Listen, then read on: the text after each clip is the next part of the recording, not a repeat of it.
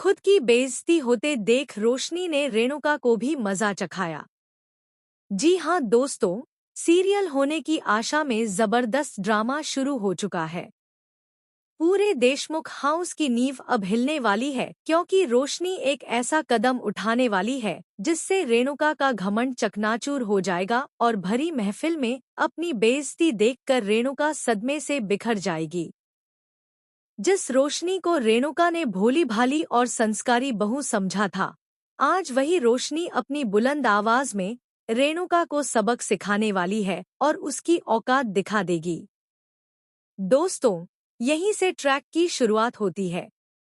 रिया और आकाश की शादी की सालगिरह है और इस पूरी तैयारी की जिम्मेदारी शाइली अपने कंधों पर लेती है। लेकिन रेणुका हर बात पर शाइली को टोकाटोकी करती रहती है।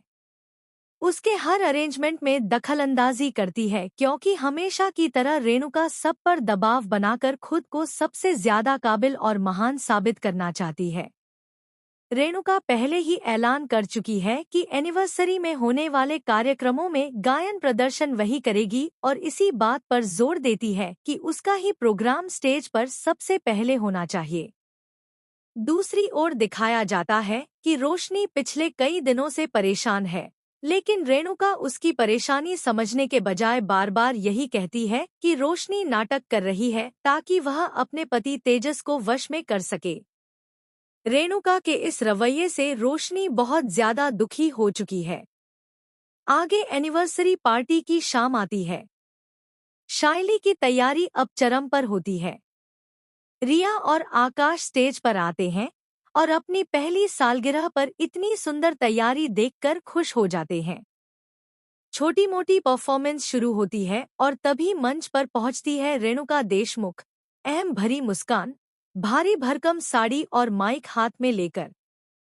वह अपनी पुरानी फिल्मों जैसे पुराने गाने बेसुरे अंदाज में गाने लगती है। लोगों के कानों में उसकी आवाज चुभ रही होती है और आसपास बैठे लोग आपस में हंस रहे होते हैं। लेकिन रेणुका अपनी धुन में गाती रहती है।